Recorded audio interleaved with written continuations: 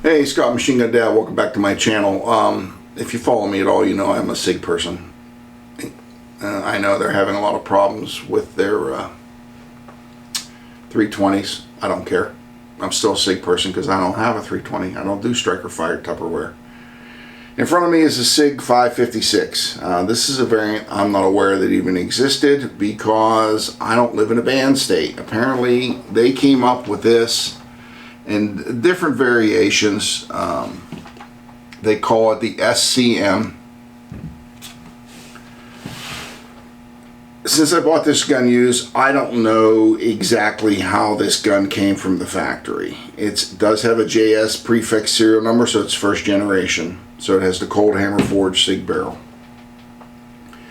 The ones I saw had a funkier stock. This one has a standard A2 stock, and this grip came off of one of my other rifles. It had a grip very similar to this, but it wasn't cut to take the bipod adapter, the rail piece. So I took this off of one of my 556R so we could run this almost like a designated marksmanship rifle. One of the things the people who had this before me did was, apparently these came with unthreaded barrels that were a little longer than the standard 556. They threaded it and put on a Yankee Hill compensator, which does make it a lot lighter, but I'll bet you it shoots like a dream. How are we going to find out about that? I think we're going to have to take it out and shoot it.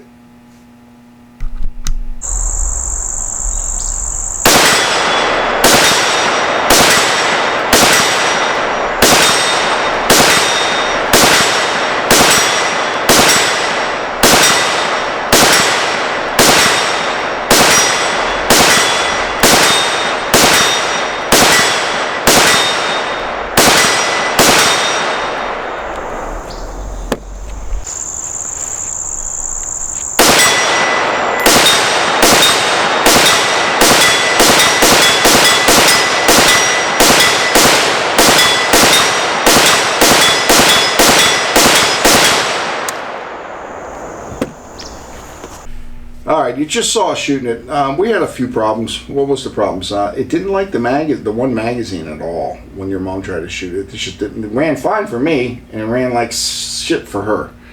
One of the things I've noticed about these SIGs, they do kind of need to be, because of the adjustable gas system, they need to be dialed in. And this one has never been. This is the way I got it from the auction, other than putting the bipod, and I didn't take it apart. I didn't lube it. I probably should have done that because it is bone dry inside. That being said, how did you think it shot? Actually, shooting this thing was fantastic. It's a SIG 556. They already have fairly low recoil. They're pretty accurate, especially if you have them tuned somewhat well. Even if you have it off tuned, they run really well. The trigger, very crisp, very nice. It's got, typical AR-15 style 3-position safety, or 2-position in this case.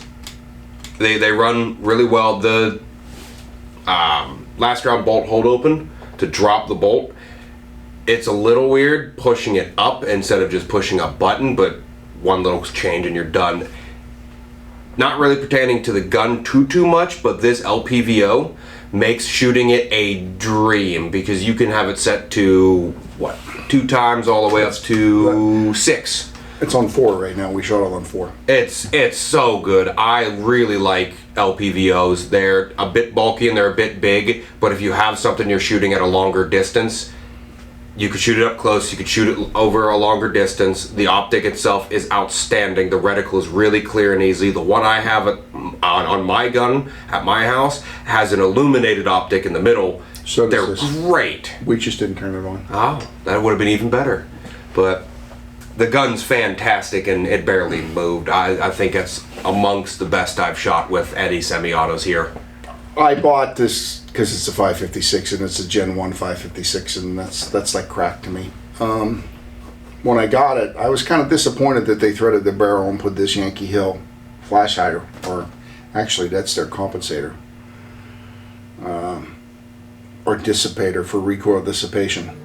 It works. The gun is incredibly loud, but standing off to the side of it, the concussion wave you get from that is like getting punched in the face in your sinuses. But it doesn't. The gun doesn't move. You can just, as fast as you can pull the trigger, you can hit the steel. It's going to be my DMR. I'm going to leave it just like it is. Of course, I'll lube it up, put some Slip 2000 on it, and clean it properly. Go through the gas system and make sure it's adjusted properly. Incredible rifle. I can't say enough good things about the SIG. So, if you can get one, you got one. Why aren't you shooting it? Although it is funny, when I got it, you'll see a little bit of fuzz right here. That's to protect the side of the gun from the brass coming back, or in this case we were shooting steel. Somebody was thinking ahead, whoever had this before put that there, because I always put tape there. Thanks for coming to the channel. I hope you enjoy it. And one of the things I want to say real quick, if you see me out somewhere, I've had people recognize me, not that I'm that famous, and you want to talk to me about guns, hey, I'm up for it. I don't care what I'm doing. You want to talk guns? Let's talk guns. Thanks for coming to the channel.